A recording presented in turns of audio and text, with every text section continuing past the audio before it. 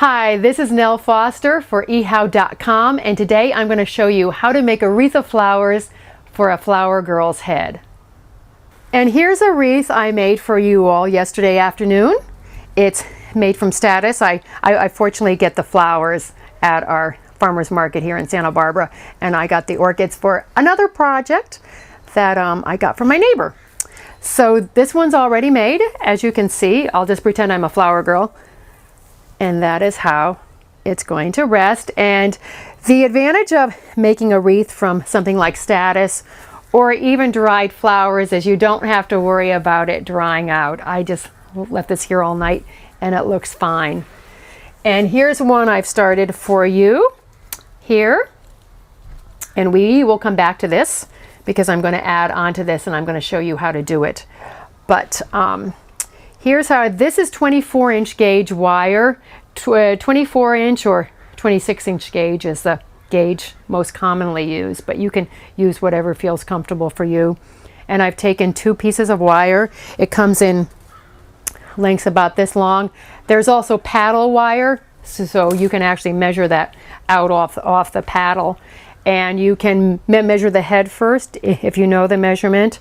I did it this way to show you if you don't know the measurement of the head or you don't know how she's going to wear her hair, you can leave it open and then have the tie on it, and that way it'll adjust. And you can make it a little bit smaller and make the ties longer, so that'll be easy. So you start to wrap the wire, and this is floral stem wire. And what you do is you attach it, and it has a little bit of a stick to it, and then you just roll it on down and kind of I'll do it all the way to the end here so you can see. And this is going to give you your basis for the clusters to stick onto this.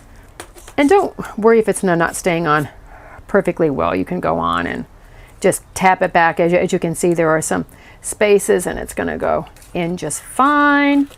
And then we'll go all the way to the end. And then you will go back and you'll do it on this side. And so that will give you, and then you'll tie it there and just loop it over. And then that is going to give you your basis for the wreath. And now we're going to get to this one.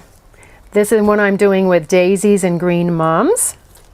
And I'm almost done. I'm just going to do one more cluster just to show you how it's done.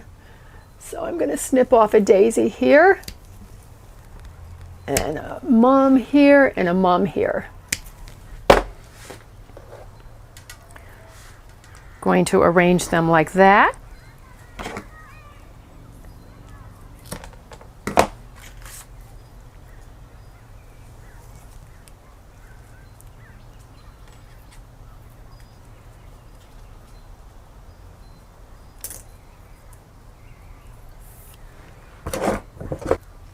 So this, I think, is going to be the last one, and it doesn't matter if there's a little bit of a gape at the back. I might go and put one more on this, but then I have this wrapped around here. I wrap that piece of extra wire I was telling you about around, so that's going to secure it down in, and I can adjust it. And the good thing about doing it on the wire is you can adjust it. If you just do it with the stems, then it's a little bit. It isn't nearly as durable. And if you're only, if she's only going to be wearing it for half an hour, you don't have to quite do all this. And then I'm going to leave that so I can put one more cluster on.